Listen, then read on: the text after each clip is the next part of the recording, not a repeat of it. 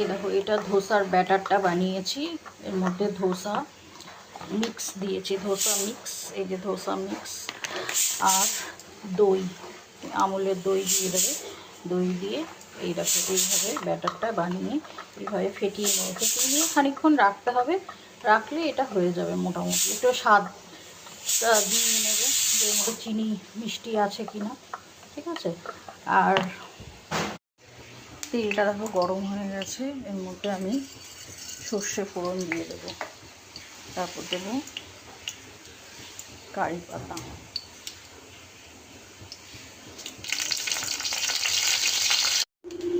তারপরে এর মধ্যে দিয়ে দেবো টমেটো কুচি।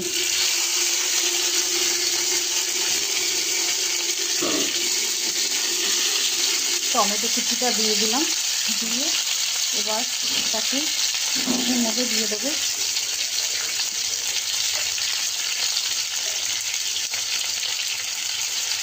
সাম্বার মশলা। সাম্বার মশলাটা দিয়ে ভালো করে নেড়ে নেবে। স্বাদ মতন নুন দিয়ে দেবে, বেশি না, 1 চামচ মতন নুন দিলেই হবে, বেশি নুন দেওয়ার দরকার নেই। টমেটোগুলো দেখবে একটুখানি সেদ্ধ হয়ে গেছে, তখন এর মধ্যে দিয়ে দেবে, দেখবে টমেটোগুলো একটু সেদ্ধ হয়ে গেছে, সেদ্ধ মতন হয়ে গেছে, তখন এর মধ্যে দিয়ে দেবে সেদ্ধ করা এই দেখো আলু, ঠিক আছে। সেদ্ধ করা আলু এর মধ্যে দিয়ে দেবে। এটা একটু ম্যাশ হয়ে গেছে, এরপর চিনি দিয়ে দিলাম স্বাদ মতন, 1 চামচ মতন, বেশি দিলাম না আমি চিনি, 1 চামচ মতন চিনি দিয়ে দিলাম, ঠিক আছে। দিয়ে চিনি দিয়ে এটাকে নামিয়ে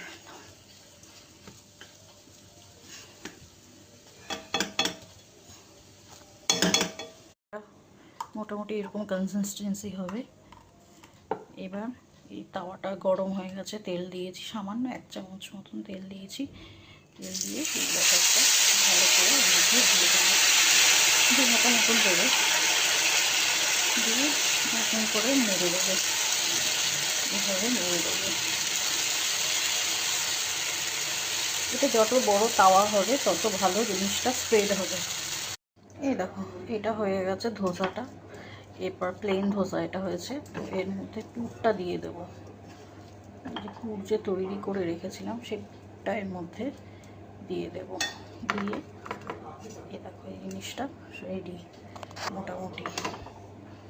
দেখো কেমন হয়েছে, অবশ্যই জানিও দেখে কেমন লাগলো তোমাদের। তো দেখা হবে নেক্সট ভিডিওতে।